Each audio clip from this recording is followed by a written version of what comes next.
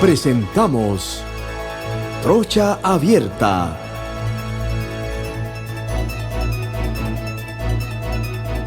Bienvenidos a todos los que me están sintonizando a través de KW Continente. La verdad está por encima de todos, con cobertura nacional de punta a punta de la República de Panamá. Y estamos también por YouTube, por TikTok, Instagram. Así que tienen ustedes diferentes formas de sintonizarnos. Gracias por su distinción todos los días estar pendientes del programa. Hoy estamos como siempre con nuestro primo querido Eduardo Castillero Lange. Un saludo cordial a la audiencia de Trocha Abierta a través de la primera emisora KW Continente. Y a esta hora ocupamos el primer lugar en sintonía hasta las 6. También tenemos a nuestro primo Ricardo Alcedo Castillero. Muy buen día a todos. Un día más impartiendo verdad, impartiendo opinión a través de KW Continente, de YouTube, Instagram y creo que ya estamos en TikTok. Así que bienvenidos y la verdad por encima de todo. Feliz viernes. Este programa se llama Tres Castilleros y la Verdad. Eso es muy importante. Así que también, no, porque vas a mover la cabeza, son tres castilleros y la verdad. Así que también está el patrono del Chino Macaco, Agustín Sosa Peñalba. Muy buenas tardes, amigos de KW Continente y este programa de Trocha Abierta. Gracias, Dios. Hoy estamos aquí vivo todo el panel y nuestros amables oyentes y televidentes. El licenciado Mélito González Rodríguez. Saludos a todos desde Chitré en el mes de la patria. Que Dios nos ayude. El licenciado Irving Domínguez Bolaños. Buenas tardes, caros amigos del programa Trocha Abierta nacional e internacional a través de la decana KW Continente, la verdad por encima de todo. Y este servidor Alfonso Castillo Ortiz, conde del Vigo, que le da la bienvenida nuevamente a nuestro amigo Demetrio Laciregui. Y nosotros, Demetrio, yo me siento muy contento, muy satisfecho de estar contribuyendo a través de tu persona con ilustrar, dar a conocer todo lo que ha pasado aquí en el gobierno de Varela a través del análisis que tú has hecho de los Varela Leaks. Creo que estamos haciendo patria con esta cuestión. Muchas gracias, Alfonso. Bien a los miembros del panel, a nuestros amigos. Oye, Demetrio. Y bueno, sí, estamos en el mes de la patria, comenzando haciendo patria. Demetrio, ayer salió en TikTok una declaración tuya de función del padre Cosca que me llamó poderosamente la atención, esa revelación que tú diste en un medio noticioso, y la verdad que me dejó muy preocupado el corto tiempo que tú expusiste eso, porque lo subieron muy corto tiempo en el TikTok. Ayer alguien lo subió y lo estuve viendo en esas redes. Si nos podías ampliar un poquito eso, o por lo menos darle a nuestra audiencia e iniciar, si querías iniciar con eso, o tú tenías planificado iniciar con otra cosa, bienvenido igual. Está bien tu observación. Lo que puedo hacer es un comentario adicional. Como ustedes se han dado cuenta y los amables oyentes y televidentes que han seguido la serie, hemos estado publicando en el diario digital En Segundos desde hace 3 semanas distintas entregas sobre los Varela Leaks. Y la semana pasada tuvimos una entrega relacionada con el padre Cosca, pero que tenía un enfoque un poco más amplio. Y es el comentario, o fue el comentario que hizo el abogado Fernando Berguido, amigo personal de Varela y partícipe en conspiraciones mutuas, sobre lo que tenía Varela escondido en su personalidad. le dice en algún momento que lo que pasa es que tú eres un policía y un cura frustrados. Llevas un cura y un policía por dentro, le dice a Varela. Y esto en relación con una gira que hacen en una de las patrulleras del Senam por las costas del Pacífico panameño, duermen en la patrullera, y allí entonces es que viene el comentario que le hace Berguido a Varela. Entonces, a raíz de ese comentario se desprende la relación de Varela con la Iglesia Católica. Realmente era una relación más bien de carácter publicitario, porque en la práctica Varela no era ningún devoto ni tenía la religiosidad que profesaba al público. En los Varela Leaks no se ve nada de esto.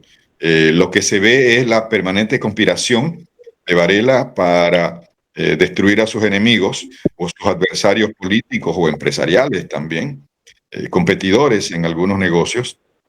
Y en el caso de la Iglesia Católica, el tema del padre Cosca se da meses antes de del gran evento que se había organizado en Panamá, que era la Jornada Mundial de la Juventud en enero del 2019.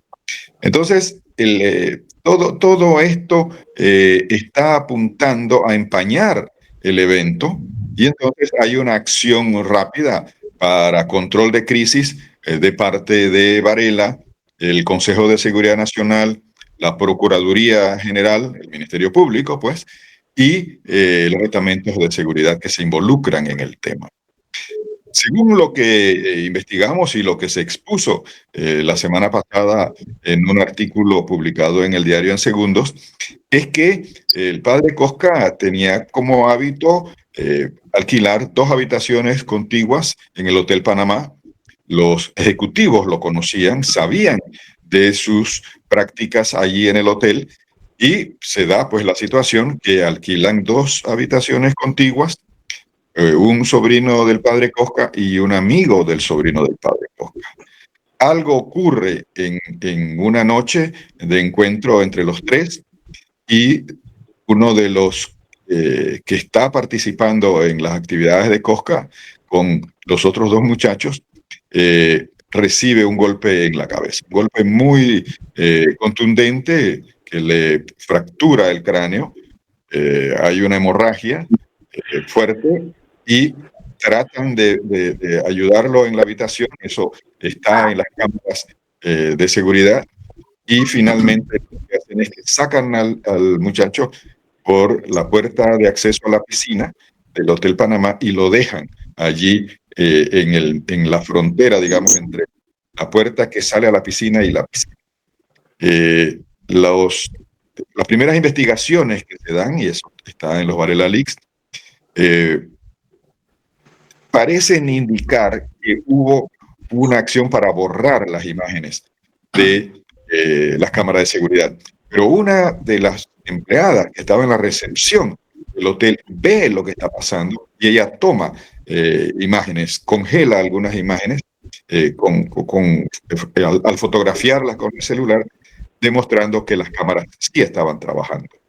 Esa empleada del hotel da declaraciones, pero no toman en cuenta, es despedida del hotel y no se sabe más de la joven que hace las denuncias.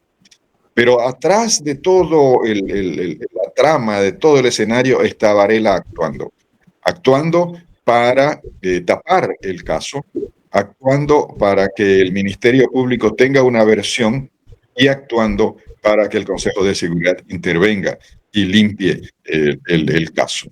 El Consejo de Seguridad emite comunicados deslindándose de toda participación, cuando en los Varela Leaks se sabe que el Consejo de Seguridad estaba involucrado. Entonces, lo que se trata en este artículo, pues el fondo del artículo, es cómo Varela emplea su influencia para salvar al padre Cosca. Hay un dato interesante que descubrimos también en la investigación, es que en algún momento, no hay fecha, pero en algún momento del año 18, el expresidente Varela le entregó $16,000 al padre Cosca como una ayuda económica.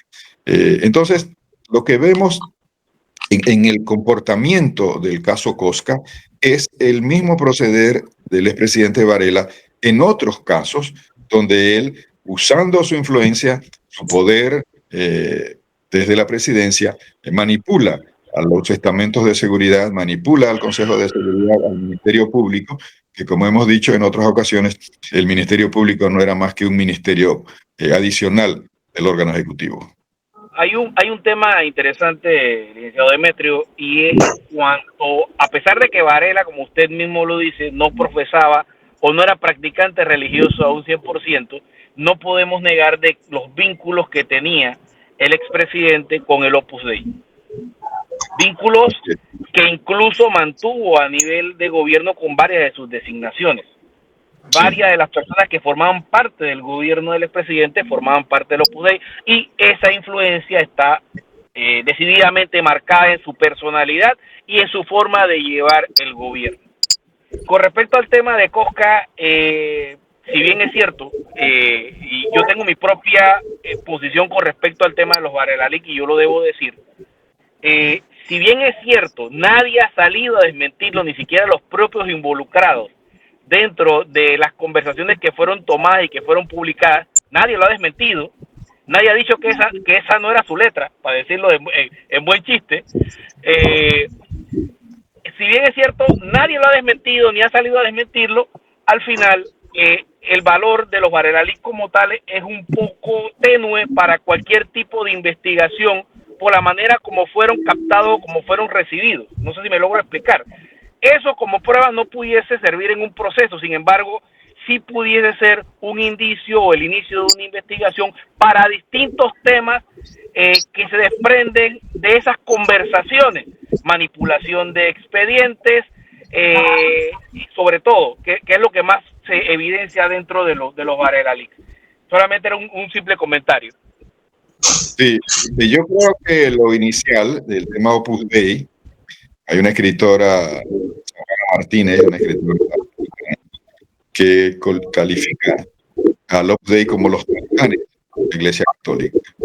Ya ha escrito un libro. Yo tengo el libro, el Vaticano lo persiguió, lo hizo desaparecer, solo hubo una edición en México y no hubo más ediciones. Afortunadamente yo tengo una copia, que la compré justamente en México, donde la escritora describe todo el papel del Opus Dei, cómo se mete en los gobiernos, cómo recluta personalidades dentro del mundo económico y político, pensando en que serán luego dirigentes y estarán encabezando gobiernos, ministerios, ejércitos, en fin, donde está el poder, ¿verdad? Porque es la secta. Entonces el Opus Dei va paralelo a los masones, relativamente. Sí. El otro caso ahí interesante, yo hice una investigación durante el proceso electoral en el que perdió las elecciones, o supuestamente perdió las elecciones, Mimito Arias. Para mí fue una conspiración total, en contubernio con poderes económicos, la Embajada de Estados Unidos y la Iglesia Católica. Hay información de que en Costa Rica se formó un fondo de $3 millones recogido por Opus Dei para financiar la campaña publicitaria, la política de Varela durante las elecciones del año 14. Entonces, el tema de Opus Dei está muy vinculado, como dices tú, al punto que el numerario, digamos, el jefe de Opus Dei en Panamá, un español, Miguel Espí, era el jefe el secretario de metas de la presidencia, y estaba trabajando ahora para Opus Dei, o sea, evidentemente.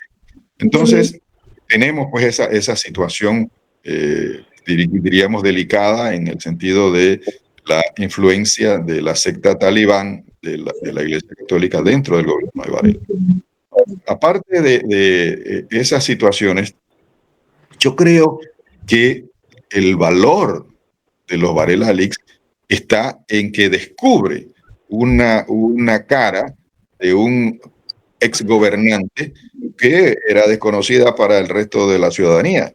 Entonces, al quedar al desnudo, pues la población se hace una idea, tiene una imagen ya más de quién es el personaje.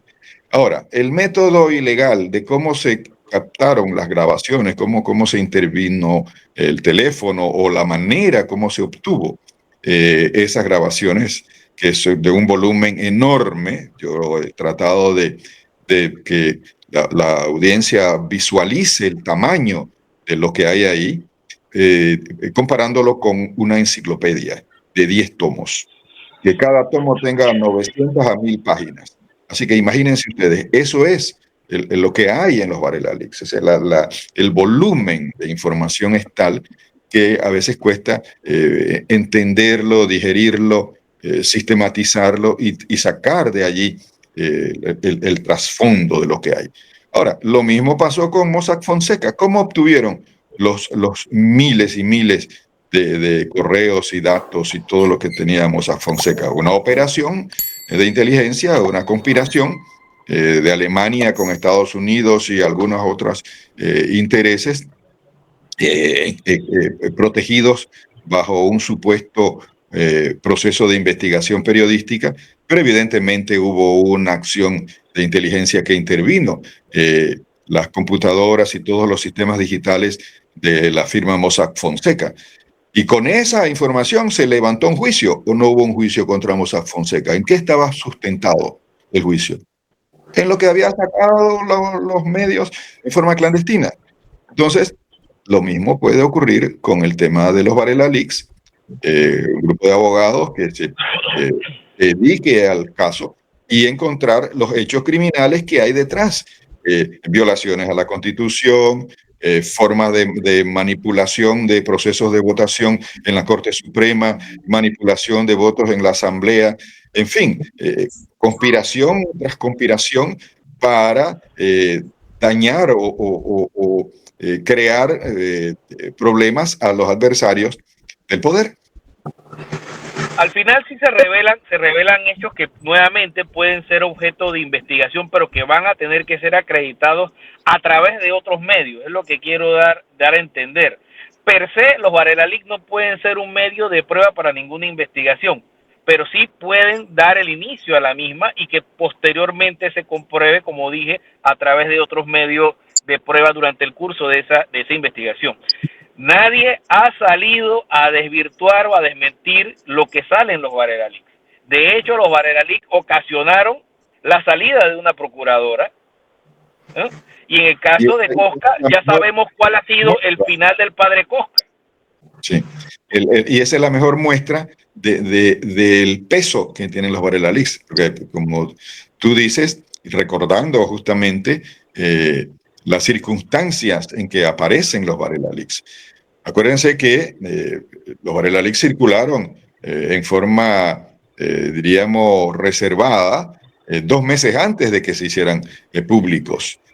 Yo tuve una copia de los Varela Leaks en septiembre del año 19. Los Varela Leaks salen como un regalo de fiestas patrias el 5 de noviembre del año 19. Y 2 semanas después renuncia Kenia Porcel. O sea, tenemos que ver el peso que tuvo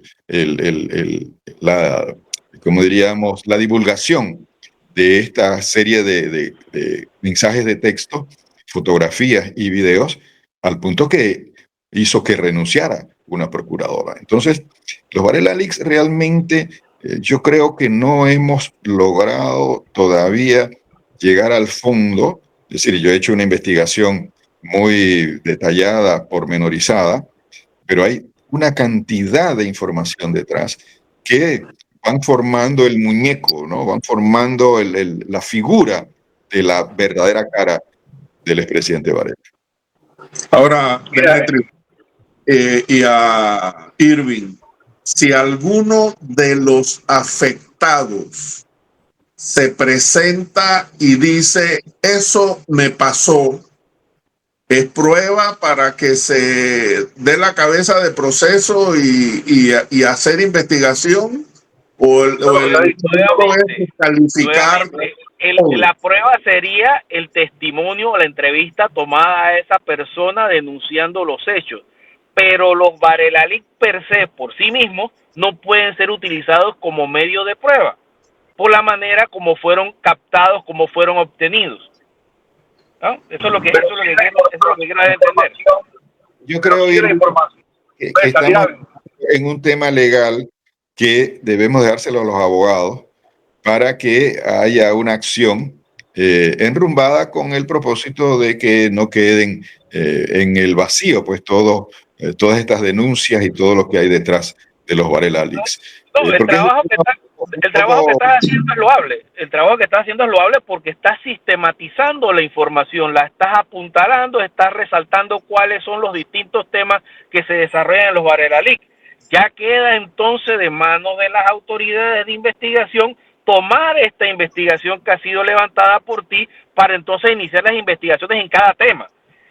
Sí, me parece que eso sería lo lógico en estos momentos. El camino, sí, el procedimiento.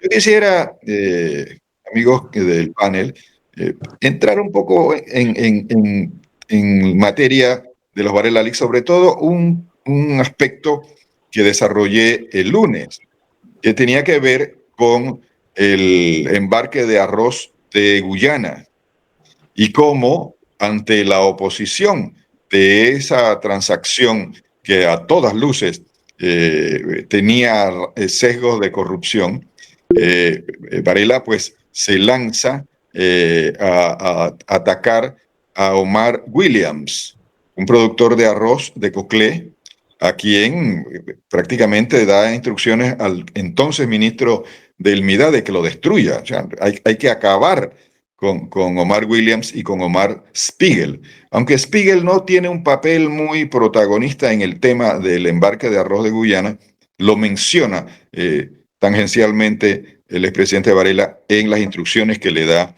al exministro del MIDA, Carles. El otro Carles estaba en el Ministerio de Trabajo, pero este es Eduardo Carles, el de el MIDA.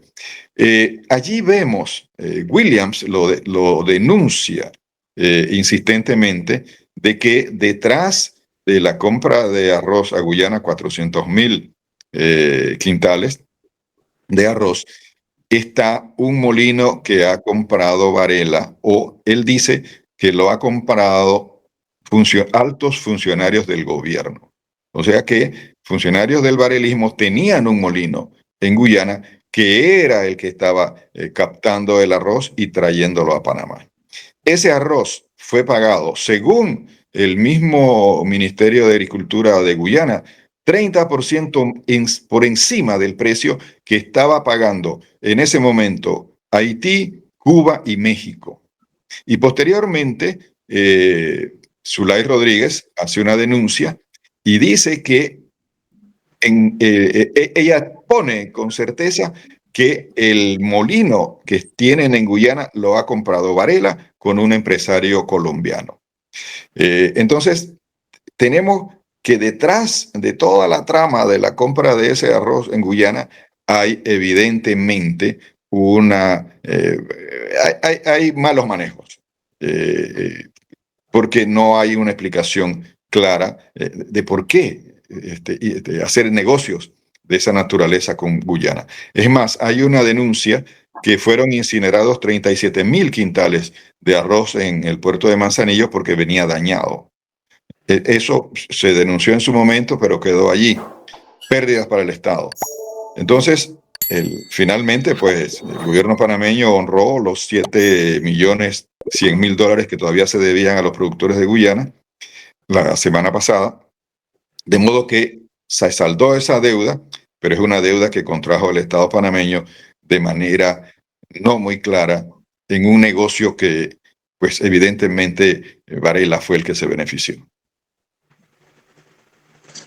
A mí me preocupa, Demetrio, esta situación que se está dando. Ayer escucho al contralor, ayer escucho al ministro de Economía y Finanzas que dice que las deudas del Estado tienen que ser honradas, aunque a todas luces detrás se vea la maleantería, y esto es clavo pasado, pues.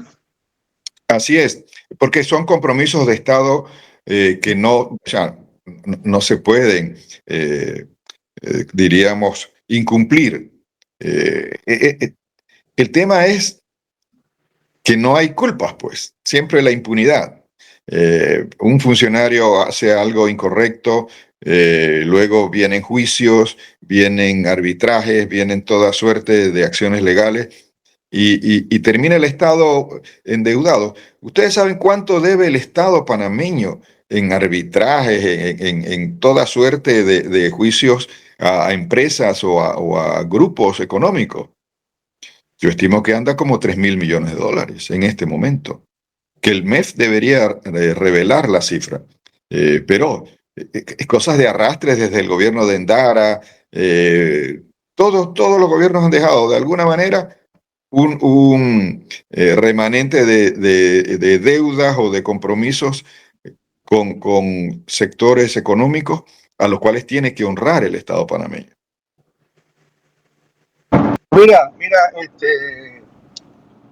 Demetrio, de acuerdo a la opinión de Irving como abogado, entonces aquí hay muchas bases, no usarlo como lo dijo el mismo documento porque no es válido, pero aquí hay información que se puede buscar y demandar a Varela bajo responsabilidades, como tú bien dices, el tema del arroz, esa corrupción de sacarle el 30% más allá de lo que costaba el arroz. Entonces, ¿con qué moral tú pudiste haber hecho lo que le hiciste a Martinelli si tú andabas en la misma, si cabe la palabra, porquería que tú supuestamente hiciste un mamotreto para llevar a Martinelli a donde él hoy precisamente está, asilado a una embajada, producto de que él no quiere ir a la cárcel porque si sale de esa embajada, evidentemente va a la cárcel. Entonces ahí tú te das cuenta de que la justicia en nuestro país no es válida, es nula, porque nadie ha hecho nada, porque aquí todo el mundo se encubre y el gobierno anterior se encargó incluso de cubrir eso cuando se dio públicamente por qué la embajada norteamericana o por qué el gobierno norteamericano o el Estado norteamericano le quitó la visa y fue tajante y claro de decir era corrupto cuando eras vicepresidente y era corrupto cuando eras presidente y aquí nadie investigó nada. Entonces esto no va a quedar nada. Ojalá que lo que tú estés realizando con diferentes abogados, analizando esta situación, puedas lograr que este señor se siente por lo menos a pasar un mal rato. Tal vez lo liberen, pero pasar un mal rato porque realmente yo siempre he dicho que lo que tú siembras, tú cosechas. Ahora, O sea, o sea que entonces las leyes... Eso que acaba de decir Agustín pone sobre los hombros del nuevo procurador el gran peso de la esperanza que tenemos los panameños decentes de ver caminando a la cárcel a toda esta recua de maleantes. Bueno, eso es algo que todos quisiéramos, pero lo que yo quería preguntar es que entonces las mismas leyes se encargan de entorpecer a la ley. ¿A qué me refiero? Que toda la investigación que ha hecho usted, don Demetrio, que tiene base, que tiene sus orígenes, entonces no se puede tomar como si fuera un acto de, ¿cómo explicarlo? De que respaldan para abrir una investigación. O sea, la misma ley dice, no, es que como no fueron autorizadas las escuchas, no fueron autorizadas, así que yo no puedo abrir un expediente con toda la información veraz que existe. Pero, Ricardo, entonces la ley se encarga de rechazarlo. Eso es lo que no entiendo. Lo dijo ya Irving, no se puede usar como por prueba dentro de un sumario, pero sí tú puedes tomar información para abrir una investigación sobre lo que tú estás en los Varela Leaks y en base a eso tú presentar tu propia prueba en función de lo que está escrito allí o lo que está dicho allí. Sí, digo, ¿sí? Habría que buscar a las personas afectadas en un momento dado. Es decir, ese es un tema que deben ver los abogados y encontrar el camino por el cual transitar para llegar al objetivo que se persigue, que es encontrar la manera de judicializar, como dicen los Varela Leaks.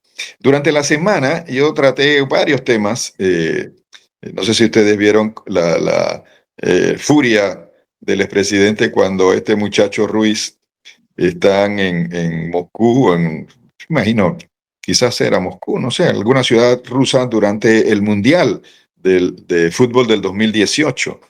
Y me imagino que el muchacho se había tomado unos tragos, quién sabe en qué condiciones estaba, y empezó a decirle tortugón a Varela, lo cual lo enfureció de tal modo que quiere hasta que lo voten del banco de la hipotecaria, porque Varela dice, nosotros le damos fondos a ese banco, así que ese, nada más una llamada y queda en la calle, o lo meto preso 15 días por haberme insultado. Y trata de humillarlo, de que cuando llega al aeropuerto lo lleven de una vez a la presidencia a que se arrodille ahí delante de él y le pida perdón por todo el mal rato que le hizo pasar en Rusia. Es interesante de ver el carácter, ¿no?, del expresidente en cosas como esa, ¿no?, que demuestran el, el personaje. Demetrio, tú debes recordar cuando un periodista lo entrevista y el tipo no había terminado de apagar el micrófono cuando le dice, tú no sabes quién soy yo, tú no sabes que yo te puedo mandar a votar. Así Sí, que sí, le digo, norte, le digo, ¿a dónde tú trabajas? ¿Dónde tú trabajas? Así Honorio le es preguntó. el nombre del periodista, el apellido no lo recuerdo. Sí. Bueno, el personaje queda retratado a lo largo de los Varela Leaks, y creo que eso es uno de los aportes de esta investigación, que se conozcan las acciones. Hablamos también del caso de Dulcidio de la Guardia. Varela le comenta el empresario Roberto Eisman que tiene un problema porque han hecho un alcance al grupo El Rey y que eso le está generando un problema. Luego su amigo, otro empresario, Filipo Sosa, le dice, sí, lo que pasa es que el alcance era de 150 millones y transaron en 600.000, lo cual deja sospechas. Y luego el grupo El Rey contrata, es decir, Dulcidio de la Guardia hace un arreglo con el grupo El Rey y le alquila una serie de oficinas. Y entonces Sosa le dice a Varela, bueno, Dulcidio de la Guardia está actuando dentro de la legalidad, pero es altamente inmoral lo que está haciendo. Es decir, queda la sospecha, ¿verdad? Y el mismo Sosa le dice el expresidente Varela que Dulcidio de la Guardia se olvida de cuando él estaba en el Banco Disa vendiéndole plomo a la gente. Acuérdense ustedes lo que sucedió con el Banco Disa, Correcto. cabeza del banco JJ Vallarino, cómo quedaron burlados los cuentavientes, perdieron sus ahorros, en fin, y fue un largo calvario de muchas de esas personas que murieron. Estrellamar se llamaba una de las financieras o una de las sociedades. No te olvides de Chinchorrocarle, que él también tenía sus uñitas metidas en toda esa... En ese banco, sí. Pero bueno, lo que estoy tratando de dar a conocer es esos aspectos dudosos en cómo trataban desde el poder algunos temas, como el caso este del grupo El Rey. Pero eso del grupo Rey fue antes de que vendieran o cuando era de la familia antigua. Antes de que vendieran. Okay, sí, era del grupo panameño. Sí. Eran los Cicoyos. Sí. Y luego lo que entregamos ayer, los negocios de Varela con Melitón Arrocha. Ellos tenían una sociedad que se llamaba Arrocha y Varela S.A. de los negocios. Varias veces Varela le dice que no están facturando. Este mes no hemos facturado nada.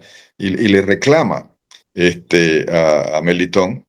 Pero el artículo de ayer tenía que ver con algunas acciones sospechosas en Global Bank, donde Melitón Arrocha le llama la atención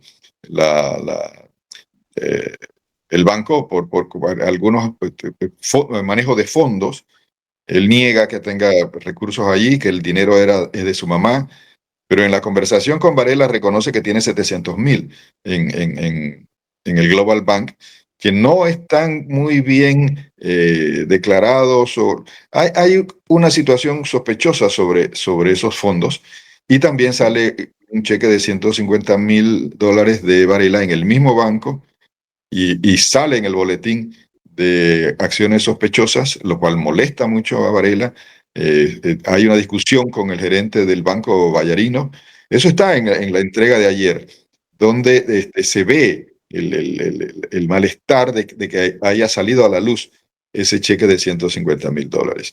Y en el artículo que entregamos no abundé en otros negocios que tenía Melitón Rocha, o que representaba Melitón Rocha, como por ejemplo el grupo Cemex, la minera Panamá, Huawei, y es nombrado. Acuérdense que Melitón fue electo diputado por el panameñismo en el 2014, dejó el puesto de diputado y fue ministro de Comercio en toda la trama de la minera, y luego es nombrado embajador en Naciones Unidas.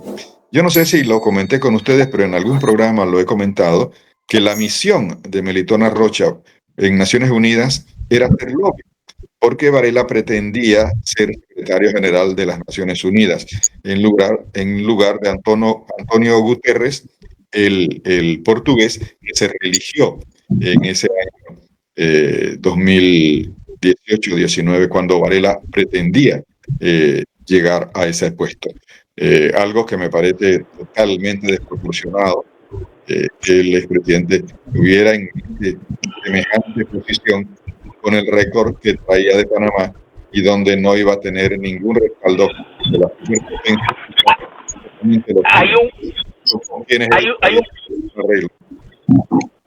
Hay un punto interesante que mencionas, y es la participación de Melitón Rocha como ministro de Comercio e Industria, y que pasó desapercibido para muchas personas. O sea, la relación directa de cómo se dio el manejo del contrato de la mina después que se declaró inconstitucional el contrato, el primer contrato. O sea, ese manejo todo el mundo lo pasó por alto y nadie se fijó en quién era el ministro de Comercio en ese momento y que manejó la relación.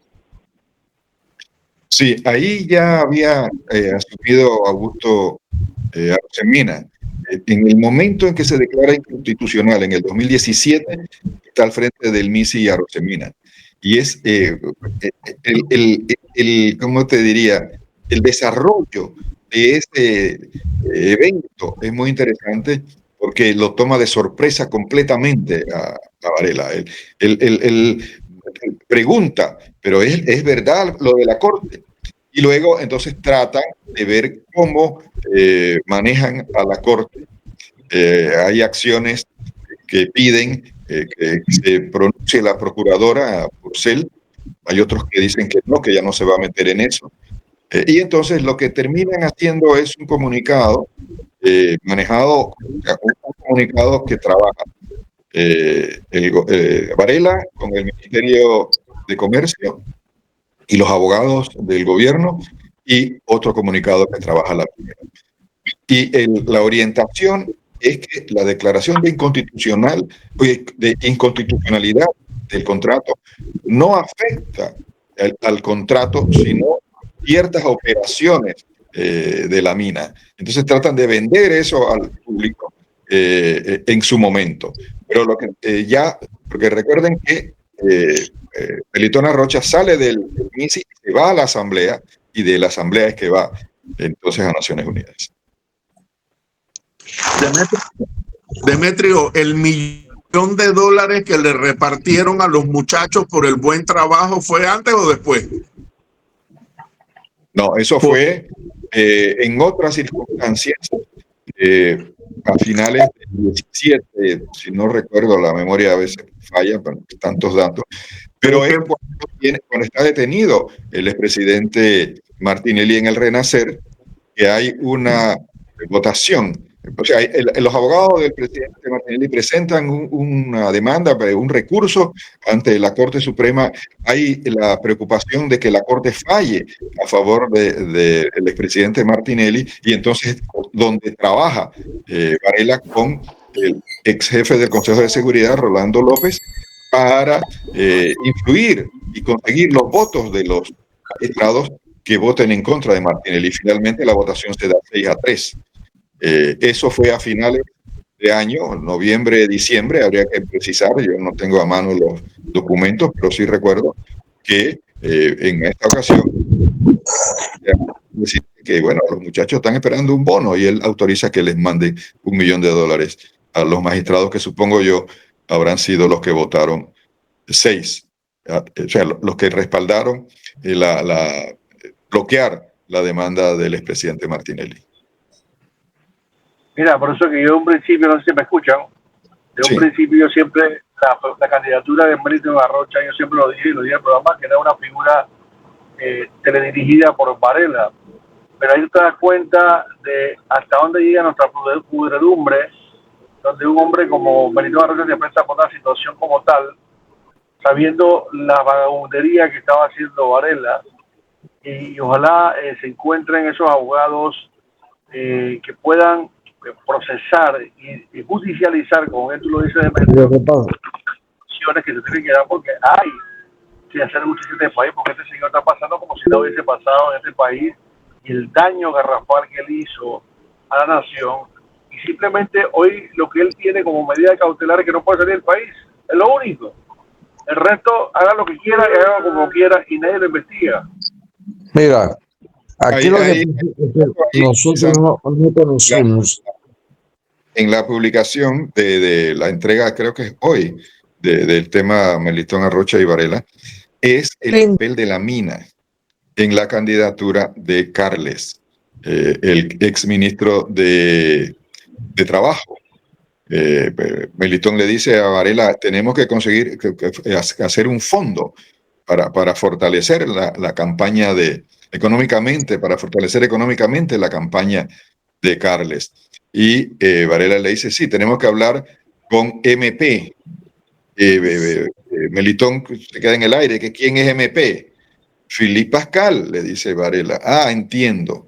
Entonces, ahí se demuestra que la campaña de Carles de alguna manera fue financiada por la minera Panamá. Y observe usted cuál fue la última posición del exdiputado Carles en los últimos días con respecto al tema de la mina. Salir en una apología de dicha operación diciendo de que la misma es necesaria. Bueno, Bueno, ahí pero está. debemos recordar también que había una oficina del Ministerio de Trabajo en Penonomé a donde llegaban los filipinos directamente para subir de allí a la mina. Sí, el tema de los trabajadores extranjeros es un aspecto también interesante en los Varela Leaks, porque no se conoce el número exacto. Hay en algunos datos 7.000 extranjeros, pero el número que se mantiene en las distintas conversaciones, intercambios sobre el tema de los extranjeros en la minera son 3.500. Y Varela le dice a Melitón, ¿cuánto significa hacerle los trámites a cada extranjero, los trámites migratorios, legales, lo que sea, el papeleo que se tiene que hacer acá? Y Melitón calcula como 1.000 a 1.500 por cada uno. Entonces, Varela le dice, pero hay que quitarle entonces el negocio a Morgan & Morgan y a los otros bufetes porque nosotros no estamos facturando nada. Es decir, ellos querían también tener parte de esa factura de trámite de los extranjeros que estaban en la mina. Y el responsable de esto, evidentemente, era Melitón Arrocha, que en ese momento... Melitón es abogado. Melitón es abogado, ¿verdad? Sí. Sí, es abogado. Porque Juan Carlos es ingeniero, no tiene ningún conocimiento de ley. No, Melitón es abogado. Pero lo que pasa es que en Panamá no sabemos el rabo que tienen cada uno de los que están aspirando a los diferentes puestos. Si supiéramos pero que Melitón aparece con una carita inocente que se tragó un poco de gente. Y claro, él se retiró, pero la gente, un grupo de gente estaba creyendo en él y en él no tiene que creer nadie porque es como cualquier otro pillo que ha estado en el gobierno. O sea, su actitud demuestra una cosa y la realidad es otra cosa. Si Alfonso, supieran, Como dije, yo lo dije en su momento, yo acuérdate que en el programa lo dije, que él puede estar hablando bonito, pero detrás de él había una manipulación de Varela, que él no era un candidato independiente, que simplemente era un movimiento de Varela. Aquí yo lo dije en el programa en reiteradas ocasiones, el tema de su candidatura. Y ahora, señores, pero al final el hombre resultó como el pato. Si no lo hizo a la entrada, lo hizo a la salida. ¿Cómo terminó la candidatura del hombre? Una consulta que le tengo al señor Demetrio. En toda esta tragicomedia de los Varela Leaks, ¿en algún momento estuvo involucrado el gobierno de Estados Unidos? Y me refiero a su sistema de seguridad, porque usted sabe que ellos cuando quieren saber algo, lo saben. En algún momento dado, el gobierno de Estados Unidos estuvo anuente a toda esta situación de los Varela Leaks, y estoy casi seguro que sí. No sé su opinión. Yo no podría decir que Estados Unidos o sus aparatos de inteligencia estuvieron detrás de los Varela Leaks o que fueron ellos o alguna agencia estadounidense la que hizo el hackeo o las grabaciones que aparecen allí, porque yo he insistido, lo he reiterado, que esto abarca octubre 16 a diciembre 18, o sea, prácticamente 2 años de grabaciones. Es decir, eso es imposible. Afirmarlo, confirmarlo, porque no hay manera, ¿no? Y si lo hicieron, no lo van a reconocer. Lo que sí es evidente es que a lo largo del contenido de las conversaciones, de los intercambios, de las grabaciones, de todo lo que hay allí, hay mucha afectación a intereses estadounidenses, no diríamos mucha afectación, hay algún grado de afectación a los intereses de Estados Unidos. Tú mencionaste el tema de seguridad. Yo estoy convencido que en el tema de seguridad fue donde se dio el quiebre entre Varela y Washington. También está el tema de los operativos de Hezbollah.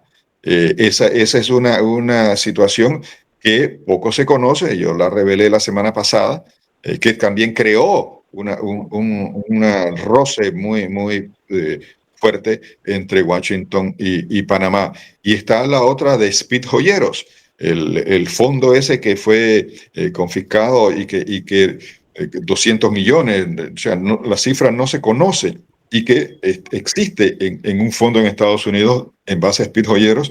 Y el embajador estadounidense John Philly quería usar ese fondo para comprar un avión que permitiera operaciones más, diríamos, expeditas en tema de intercepción de narcotráfico, en fin. Y la ex procuradora Kenia Porcel se opuso a lo largo de su gestión a que se tocaran esos fondos. Eso también creó un roce con Estados Unidos. Y bueno, definitivamente toda la trama con las relaciones con China, a pesar de que yo estoy convencido de que no había en ese momento ningún obstáculo por parte de Washington a que se hiciera las relaciones con Estados Unidos, porque un tema comercial, un tema de relaciones bilaterales abiertas, amplias y como debe ser una relación de Estado a Estado, esa relación tenía un componente de seguridad y permitirle a los chinos operar aquí en temas de seguridad de manera tan notable, eso fue, a mi juicio, lo que significó la ruptura entre el gobierno de Varela y Washington. Es que esa fue la cereza del pastel, el licenciado Demetrio Aracidei. Esa fue la cereza del pastel. Yo creo que ahí me respondió. Entablado relaciones con China. por el tema netamente de seguridad. Y habiéndoselo advertido los Estados Unidos a Varela que no hiciera eso, lo hizo, porque se lo puedo decir con mucha propiedad. Eso sí, tengo la información de primera mano. El gobierno de Estados Unidos le había advertido a Varela que no entablara relaciones con los chinos. Y sobre todo eso, lo hizo. Señores, eso fue el mayor descaro, el rompimiento de relaciones con Taiwán. Taiwán, correcto. Porque días antes a que se diera el rompimiento, un personaje vinculado al gobierno de Juan Carlos Varela fue incluso a retirar donaciones a la embajada de Taiwán. Estrecha relación con el presidente de la República y a sabiendas de lo que venía, hicieron eso. Hay que ser muy carilimpio y sinvergüenza para hacerlo. Que creo que no la tenían, la vergüenza no la tenían. Sí, yo creo que las relaciones en sí mismas no fueron un problema. Ni hubo obstáculos, ni hubo impedimento. Es más, yo he sostenido aquí en el programa, no sé si con ustedes, pero en otros programas, que recuerden que Xi Jinping se reunió en Mar-a-Lago, en la segunda Casa Blanca en Florida, con el expresidente Trump en abril del año 17, meses antes de que se establecieran las relaciones, o sea, 2-3 meses antes, y allí se conversó sobre las relaciones con Panamá. Y Trump le dijo a Xi Jinping que no había ningún problema, que para Estados Unidos esa relación no significaba un conflicto. Y Xi Jinping le transmite eso a Varela, me equivoco, le transmite eso a Varela y le da el visto bueno, ¿no?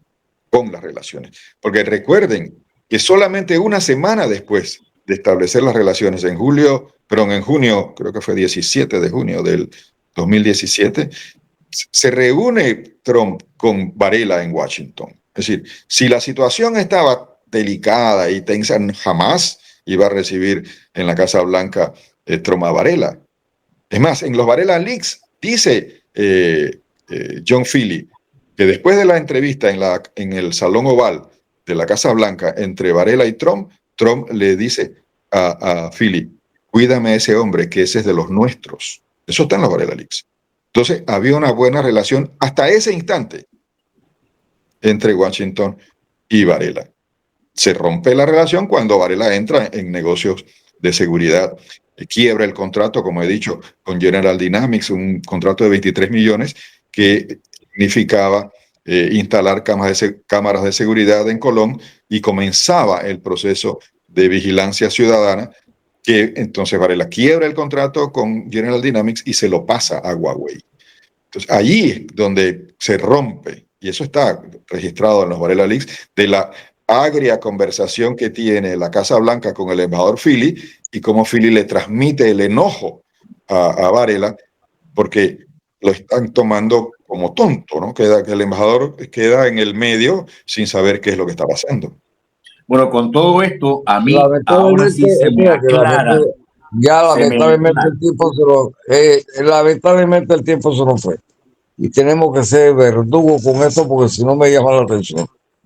Bueno, tenemos que despedirnos. Le damos las gracias a Demetrio Lacidegui, esperando que el próximo viernes nos acompañe nuevamente, porque eso se ha convertido ya en una costumbre, y yo estoy feliz porque estamos ilustrando a la gente de las cosas que nosotros no sabemos ni íbamos a saber. Así que en compañía del primo de Eduardo Castillero Lange, del primo Ricardo Balcedo Castillero, de Agustín Sosa Peñal, el Chino Macaco, del licenciado Mélito González, del licenciado Irving Domínguez, este servidor Alfonso Castillo Ortiz. Les recordamos que no volvemos a programa hasta el miércoles, así que vamos a estar el lunes y martes de asueto. Que pasen una excelente fiestas patrias, y espero regresar para estar en conexión con todos ustedes. Felicidades y hasta luego. Vamos a dejarlo ahí, como decíamos, yo y casa. Muy bien. Feliz mes de la paz a todos. Saludos. Hemos presentado Trocha Abierta